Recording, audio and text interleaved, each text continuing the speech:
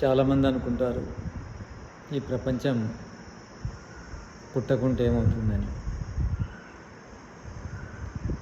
ప్రపంచం పుట్టింది మన ఆనందం కోసం.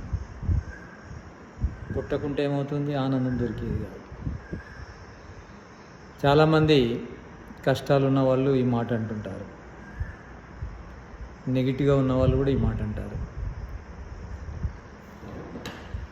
ప్రపంచం పుట్టకుంటే బాగుండాలి. కానీ మన కష్టాలు ఎప్పుడు ఉండవు.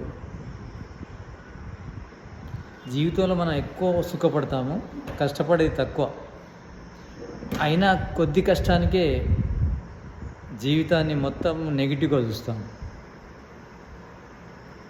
ఎందుకంటే నెగిటివ్ బలమైంది. అది కొంత సమయం మనకున్న జీవితం అంతా కూడా నెగిటివ్ని చేస్తుంది. ప్రపంచం ఎందుకు పుట్టింది? దేవుడు స్వార్థపరుడు. దేవుడు తనకు ఎక్కువ శక్తిని తీసుకొని జీవులకు తక్కువ శక్తినిచ్చాడు, ప్రకృతి పరమాణులకు తక్కువ శక్తినిచ్చాడు. దేవుడు డామినేట్ చేస్తున్నాడు. దేవుడు ఎక్కువ శక్తి, వీటన్నిటికీ తక్కువ శక్తి అనే ఆలోచనలు చేస్తూ ఉంటారు. వాస్తవానికి దేవుడు మనకు మంచి చేస్తున్నాడు. దేవుడు న్యాయకారి న్యాయమే చేస్తాడు. ప్రళయంలో మనము అంటే జీవాత్మలు, ఈ ప్రకృతి పరమాణువులు ఏ స్థితిలో ఉన్నాయి? అవ్యక్త స్థితిలో పడి ఉన్నాయి, దేనికి పనికి రాకుండా. అలాంటి అవ్యక్త స్థితిలో పడి ఉన్న ఈ జీవులను, ఈ ప్రకృతి పరమాణువులను ఇంత అందమైన జగత్తుగా నిర్మించి, మనకి ఇంత అందమైన జగత్తును ప్రసాదించి, మనకు మానవ జన్మనిచ్చి, మానవ జన్మ లోపల మంచి మేధస్సునిచ్చి, ప్రపంచంలో ఏది అయినా సాధించగల శక్తినిచ్చి, సుఖాలను ఇస్తున్నాడు, ఐశ్వర్యాలను ఇస్తున్నాడు. సకల ఐశ్వర్య ప్రదాత, సమస్త సుఖ ప్రదాత. ఎప్పుడో ఒక టైము దొరకకుంటే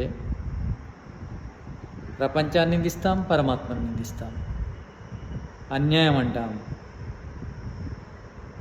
పచ్చ కామెర్ల రోగి అందరూ పచ్చగా కనిపించినట్టు, మనకు బాగా లేకుంటే ఏం బాగాలేదని, మనకు బాగా ఉంటే అన్నీ బాగున్నాయి అని అనుకోవడం తప్పు. మనకు బాగు లేకుంటే మనకు మాత్రమే బాగులేదు కావచ్చు, అందరికీ బాగులేదు అనుకోకూడదు. ఈ ప్రపంచంలో ఎంతోమందికి ఎన్నో రకాల ఐశ్వర్యాలు లభిస్తున్నాయి, కొంతమందికి లభించవు. ఎందుకు లభించవు? పరమాత్మ పక్షపాత కాదు. పరమాత్మకు పక్షపాతం ఎందుకు ఉంటుంది? అతడు ఏదైనా రాజకీయ పార్టీలో ఉండి నాయకుడు కావాలనుకుంటున్నాడా? మన ఓట్లు రావడం కోసం పనిచేస్తాడా? స్వార్థం లేని వ్యక్తి ఎప్పుడు కూడా పక్షపాతి కాడు. అతనికి స్వార్థం లేదు. స్వార్థం ఎందుకు ఉంటుంది? అతనిలో అన్నీ ఉన్నప్పుడు, ఐశ్వర్యమే తనైనప్పుడు, ఈ జగత్తుకు తానే స్వామి, యజమాని అయినప్పుడు, ఓనర్ అయినప్పుడు నీ నుంచి అడిగేది ఏమిటి? నీకే ఇచ్చేవాడు కదా. ఈ సమస్త ప్రాపర్టీస్ అన్నీ కూడా ఈ ప్రపంచంలో ఉన్న, ఈ జగత్తులో ఉన్న ప్రాపర్టీస్ అన్నీ అతనియే కదా. అతడే హక్కుదారు కదా. నిన్ను అడిగేది ఏముంటుంది? నిన్ను తయారు చేసింది దేవుడే కదా, నీకు ఐశ్వర్యం ఇచ్చింది దేవుడే కదా. ఇచ్చిన నీ నుంచి ఏం తీసుకుంటాడు? అతనిలో అన్నీ అనంతంగానే ఉన్నాయి. శక్తి, జ్ఞానము, ధనము అన్నీ ఎక్కువగానే ఉన్నాయి. అల్పుడైన నీ నుంచి ఏం తీసుకుంటాడు? స్వార్థం కానీ, పక్షపాతం కానీ అల్పులకు ఉంటుంది, అసంతృప్తి జీవులకు ఉంటుంది. ఏదైతే మనలో లేదో అది కోరుకుంటాము. అతనిలో అన్నీ ఉన్నాయి, కోరుకోవడానికి అవకాశం ఏముంది? దేవుడు మన నుంచి ఏం కోరుకుంటాడు? దేవుడి నుంచే మనం కోరుకోవాలి. పేదవాళ్ళ నుంచి ధనవంతులు అడుక్కుంటారా? ధనవంతుల నుంచి పేదవాళ్ళు అడుక్కుంటారా? అతడు అనంత ఐశ్వర్యం గలవాడు. ఈశ్వరుడు అంటేనే అనంత ఐశ్వర్యం. పరమేశ్వరుడు అంటే పరమైశ్వర్యం గలవాడు. అతడు నీ నుంచి కోరుకునేది ఏముంటుంది? నీతోని ఎందుకు రాజకీయం చేస్తాడు? కొంత మంది వైపు ఎందుకుంటాడు? పక్షపాత వైఖరి ఎందుకు ప్రకటిస్తాడు? ప్రకృతి పరమాణువుల మీద, జీవుల మీద అతనికి ఏమి డామినేషన్ ఉంటుంది? అతడు శక్తిపరుడు. నీకేం శక్తి ఉంది? ఎప్పుడు సమానమైనప్పుడు కదా మధ్యలో డామినేషన్ చేయడం అనేది. అసలు మనకు ఈశ్వరునికి మధ్య ఎంత తేడా ఉంది? ఆస్మాన్ ఫరక్. మనతోని పోటీ పడతాడా ఈశ్వరుడు? మనతో ఆడుకుంటాడా? ఈశ్వరుడు దయాళువు, కృపాసాగరుడు, న్యాయకారి. అతని సహజ లక్షణాలు ఇవి. సర్వశక్తివంతుడు, సర్వజ్ఞుడు. అతనిలో సర్వజ్ఞత ఉంది, సర్వశక్తి ఉంది. కనుకనే అవ్యక్తంగా పడి ఉన్న ఈ ప్రకృతి పరమాణుల నుండి ఇంత అద్భుతమైన ప్రపంచాన్ని నిర్మించాడు. సుషుప్త అవస్థలో పడి ఉన్న ఈ జీవులకు ఇంత అందమైన శరీరాలను ఇచ్చాడు. శరీరం లేకుంటే నీ యొక్క ఆనందం ఎక్కడుంటుంది? నీ యొక్క ప్రశ్న ఎక్కడి నుంచి ఉదయిస్తుంది? అతడిచ్చిన శరీరం నుంచి ఉదయిస్తుంది. నీ ఆలోచన ఎక్కడి నుంచి వచ్చింది? అతడిచ్చిన మెదడు నుంచి వచ్చింది. మరి ప్రళయంలో ఏం ఆలోచించలేదే? ప్రళయంలో నీకు శరీరం ఇస్తా అంటే వద్దం లేదే? ప్రపంచాన్ని తయారు చేస్తా అంటే ప్రళయం నుంచి నువ్వెందుకు అడ్డు రాలేదు? ఎందుకంటే మనం అల్పజ్ఞులం, సుషుప్త దశలో పడి ఉన్నాం. ఈ ప్రకృతి పరమాణువులను రకరకాల పదార్థాలుగా మార్చుతూ ఈ పంచభూతాలతో నిర్మితమైన ఈ కనిపించే జగత్తును, ఆ జగత్తు నుండి జీవ పదార్థాన్ని అంటే శరీర నిర్మాణానికి ఉపయోగపడే పదార్థాన్ని నిర్మించాడు. అదే జీవ పదార్థం నుంచి ఈ మానవ శరీరం, మానవ మస్తిష్కం ఏర్పడ్డాయి.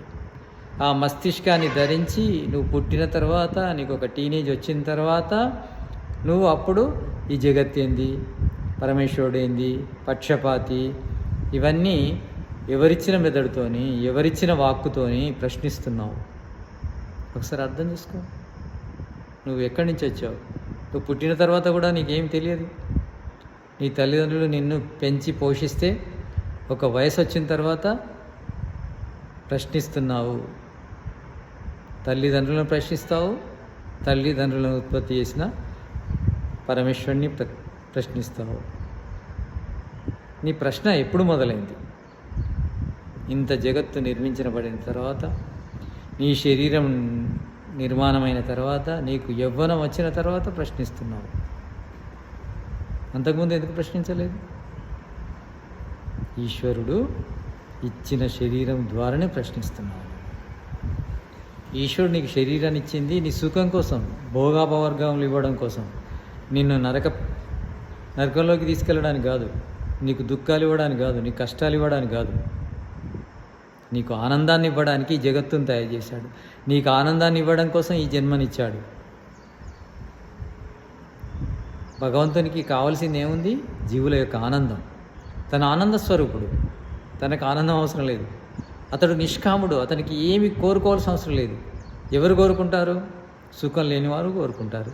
అతడు సుఖస్వరూపుడు కదా. అతనికి సూర్యుని అవసరం లేదు, స్వయం ప్రకాశకుడు, తేజోస్వరూపుడు, హిరణ్య గర్భుడు. అతనికి సూర్యుని వెలుగు అవసరం లేదు, నీ సహాయ సహకారాలు అవసరం లేదు. అన్నీ అతనిలో అనంతంగానే ఉన్నాయి. అతడికి కావాల్సింది జీవుల యొక్క సుఖం. ఈ జీవాత్మలకు సుఖాన్ని ఇవ్వడం కోసము. సుఖం కూడా రెండు రకాలు, భోగము, అపవర్గము. అంటే భౌతిక సుఖము, ఆధ్యాత్మిక సుఖము. ఇవి రెండు ఇవ్వడం కోసము ఈశ్వరుడు ఈ జగత్తును తయారు చేశాడు, మనకి ఈ శరీరాన్ని ఇచ్చాడు. కనుక భగవంతుడు చేసిన ఈ జగత్తు మన ఆనందం కోసమైన విషయాన్ని మనం మర్చిపోకూడదు. భగవంతునికి కృతజ్ఞతాపూర్వకంగా మనము ధన్యవాదాలు తెలియజేయాలి. మనము జ్ఞానాన్ని పొందక, సత్యాన్ని తెలుసుకోలేక ఇలా మాట్లాడుతుంటాం. కానీ ఈ జగత్ ఏర్పడింది జీవుల యొక్క ఆనందం కోసమే. ఈశ్వరుడు ఎలాంటి డామినేషన్ చేయట్లేదు. ఈశ్వరునికి ఎలాంటి ద్వేషం ఉండదు. ఈశ్వరుడు ఎప్పుడు మన సుఖాలనే తయారు చేస్తున్నాడు. మనకు ఎప్పుడైనా కష్టాలు వచ్చినాయంటే మన పొరపాటు వల్ల వస్తాయి. మన పొరపాటు చేసినప్పుడు దానికి కర్మఫలంగా దుఃఖాన్ని అనుభవించవలసి ఉంటుంది. కనుక మనము అతడిచ్చిన జ్ఞానం ద్వారా పాపపు కర్మలు చేయకుండా పుణ్యకర్మలు చేస్తుండాలి. పుణ్యకర్మలు సుఖానికి మూలమవుతాయి. ఎందుకంటే ఈశ్వరుడు న్యాయకారి. పుణ్యం చేస్తే సుఖం ఇస్తాడు, పాపం చేస్తే దుఃఖాన్ని ఇస్తాడు. కనుక పుణ్యాన్ని చేయాలి. భగవంతుడు చేసే ఏ పని కూడా అజ్ఞానంతో కూడి ఉండదు, స్వార్థంతో కూడి ఉండదు. అతడు ఏ పని చేసినా జీవుల యొక్క ఆనందం కోసమే చేస్తాడు. అతడు న్యాయకారి, అతడు సర్వజ్ఞుడు.